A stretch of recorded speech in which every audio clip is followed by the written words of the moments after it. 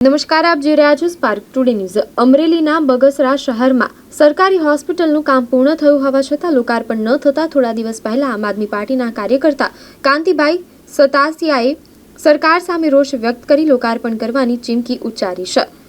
બગસરા શહેરમાં તૈયાર થયેલ સરકારી હોસ્પિટલનું આગામી 25 જુલાઈના રોજ સરકારી લોકાર્પણ કરવાની ધારાસભ્ય જેવી કાકડિયાએ જાહેરાત કરી છે। ત્યારે તાલુકામાં લોકોને આરોગ્યલક્ષી સારી સુખાકારી મળી રહે તેને ધ્યાનમાં રાખી રાજ્ય સરકાર દ્વારા 4.50 કરોડના ખર્ચે આધુનિક સરકારી હોસ્પિટલ તૈયાર થયેલ આ સરકારી હોસ્પિટલનું કામ છેલ્લા 2 વર્ષથી ચાલી રહ્યું હતું, પરંતુ સરકારી હોસ્પિટલ તૈયાર થયાને 6 મહિના જેવો સમય થયો છતાં તેનું લોકાર્પણ ન થયું હોય તેને ધ્યાનમાં રાખી સરકારશ્રી દ્વારા લોકાર્પણ કરવાની જાહેરાત કરી।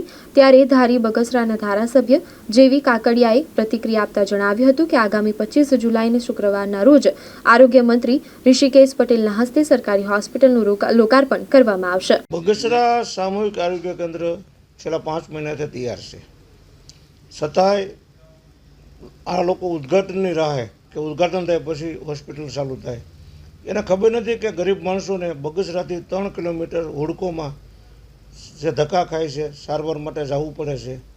તો ઉદ્ઘાટનની રાહ આપણે લેટર લખ્યો છે સીએમને અને આરોગ્ય મંત્રીને, છતાં લોકોને 15 દિવસની મુદત હું આપું છું કે 15 દિવસમાં તમે આનું ઓપનિંગ નહીં કરો તો હું કોઈ સારી કુંવારિકા નાની દીકરીના હાથે બગસરા હોસ્પિટલ જે સામૂહિક આરોગ્ય કેન્દ્ર છે એનું ઉદ્ઘાટન અમે એક નાની દીકરીના હાથે કરી અને મૂકી દઈશું એવી મારી લાગણી છે।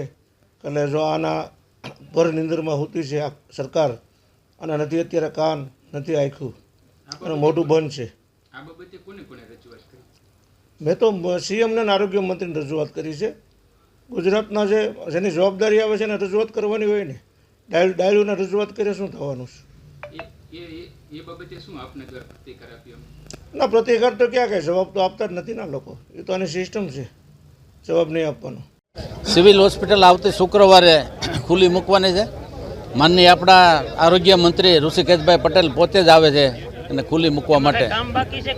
કોઈ પ્રકારનું કામ બાકી નથી, પરચુરોનું કામ હોય તો અત્યારે શરૂ જ છે।